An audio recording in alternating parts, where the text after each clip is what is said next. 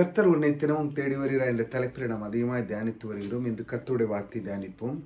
ஒவ்வொரு நாளும் நம் தேவன் தேடி வந்து நம்முடைய வாழ்க்கை நடத்தி கொண்டிருக்கிற தேவனை நாம் அறிந்து கொள்வது மிக மிக ஒரு பெரிய பாக்கியம். ஆகையால் இந்த உலகத்திலே நாம் தேவனை அறிந்து அவருடைய வார்த்தைக்கு நாம் கீழ்ப்படிந்து நடக்கும் பொழுது நம்முடைய வாழ்க்கையில் எல்லா விதமான சகல விதமான நன்மையும் நமக்கு தேவன் தர எல்லாத்தையும் ஆயத்தமாய் வைத்திருக்கிறார். அதை நாம் பெற்றுக்கொண்டு சந்தோஷமாக வாழ்வதுதான் அவருடைய விருப்பமும் சித்தமுமாக இருக்கிறது. அவருடைய வார்த்தை பாருங்க,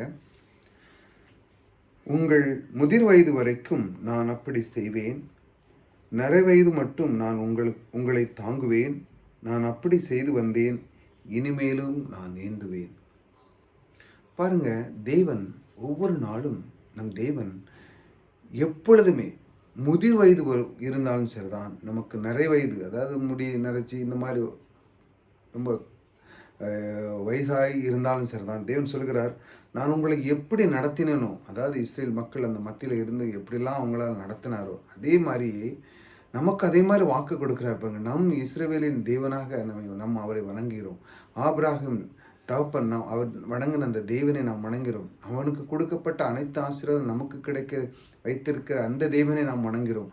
ஆகையால் அந்த தேவன் கொடுத்த அந்த அதே வாக்குத்தத்தம் நமக்கும் அது நிறைவேறும். அவர் சொல்றார், முதிர் வயது வரைக்கும் நான் எப்படி உங்களை நடத்தினனோ அதே போல் நிறைவயது, முதிர் வயதே கொஞ்சம் தான், அது நிறைவயது இன்னும் அதிகமாக.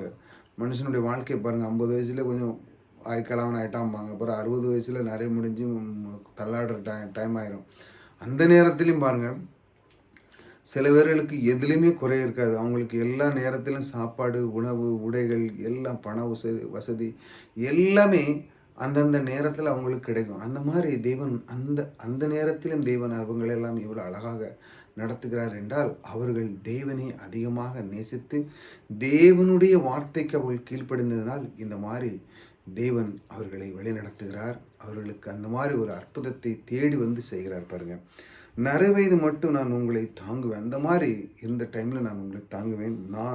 நான் அப்படி நான் செய்து வந்தேன், இனிமேலும் நான் உங்களை ஏந்துவேன், அதாவது உங்களுக்கு கூட இருந்து உங்களை நான் தாங்குவேன், உங்களுக்குள்ளே இருப்பேன் என்று சொல்லி இப்படி தேடி வந்து உங்களுக்கு சில வார்த்தைகளை கொடுக்கிறார்.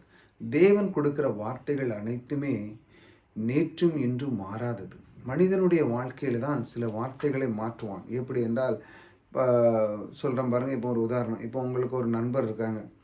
இப்போ நீங்கள் அவன் உங்களை கூப்பிட்ட உடனே நீங்கள் என்ன சொல்வீங்க? உங்களுக்கு ஒரு சில வேலைகள் இருக்கும், 1 மணி நேரம் 2 மணி நேரம். ஆனால் நீங்கள் என்ன சொல்லுவீங்க? இப்போ வந்துடுறேன், ஒரு 5 நிமிஷத்தில் வந்துடுறேன். ஆனால் அது உங்களுக்கு தெரியும் அந்த 5 நிமிஷத்தில் வேலை முடியாது. ஆனால் நீங்கள் 2 மணி நேரம் கழித்து தான் வருவீங்க. நீங்கள் சொல்லுவீங்க 2 நிமிஷம் தான். ஆனால் பாருங்கள், அந்த வார்த்தை எப்படி ஆகிட்டுன்னா, நீங்கள் அந்த சொல்லுக்கு அதுக்கு மரியாதை இல்லை. அதாவது நீங்கள் எந்த வார்த்தை உச்சரித்தீங்களோ அந்த வார்த்தை சரியில்லை. ஏனென்றால் நீங்கள் ஒரு 5 நிமிஷத்தில் வர்றதுக்கு 2 மணி நேரம் கழிச்சு தான். ஏன்னா நீங்கள் சொன்ன வார்த்தையில் பலன் இல்லை. நான் இப்போ வாரேன்னா வந்துடணும், நான் இந்த காரியத்தை செய்கிறேன்னா செஞ்சிடணும். அதுதான் வார்த்தை சொன்னால் அது செய்யணும். தேவனுடைய வார்த்தை எப்படி தெரியுமா? அது ஒரு நேரத்தில் வெளியே தேவன் சொல்லிவிட்டார்னா அது நேற்றும் இன்று மாறாது. அது எப்பொழுதும் அது வேலை செய்து கொண்டே இருக்கிறது.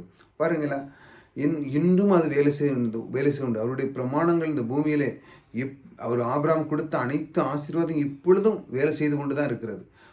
ஏதாட்டு குறைதான் பாருங்கள். எத்தனையோ காலங்கள் மாறின, எத்தனையோ வருடங்கள் போய் வருடங்கள், ஆயிரக்கணக்கான வருடங்கள்லாம் மாறி போனாலும் பாருங்கள், தேவனுடைய வார்த்தை நேற்றும் இன்று மாறாது. அது ஒரு நாள் மொழியை எத்தனை டெக்னாலஜி எவ்வளோதான் வந்தாலும் தேவன் கொடுத்த அந்த வார்த்தை அதில் ஏதாவது மாறுதல் இருக்கா? இல்லவே இல்லை. அவர் சொன்ன அந்த வார்த்தைக்கு சரியாக கனம் பண்ணுகிறார். அதனால தான் அவர் சொல்லுகிறார், நான் உங்களை என்ன செய்கிறது பாருங்கள், நான் உங்களை எப்படி முதிர் வயதில் எப்படி நான் உங்களுக்கு அப்படி செய்தேனோ அதே போல் நிறைவயதிலையும் பாருங்கள் உங்களுக்கு நான் தாங்குவேன், நான் அப்படி நான் செய்து வந்தேன், இனிமேலும் நான் உங்களை இந்த மாதிரி வார்த்தை சொல்கிறார்.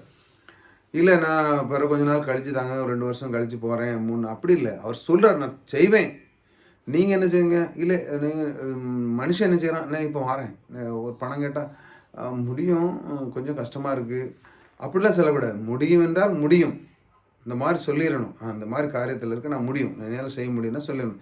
இல்லை பிறகு பார்ப்போம், அது கொஞ்சம் அப்படி இப்படிலாம் உளர்த்தக்கூடாது. சொன்ன கரெக்டாக இருக்கும் அந்த வார்த்தை. முடியாதுன்னா முடியாது, ஏன்னா உங்கள்கிட்ட இல்லை, இருக்கும் எனக்கு இருந்து நான் செய்ய முடியும் அப்படின்னா முடியும்.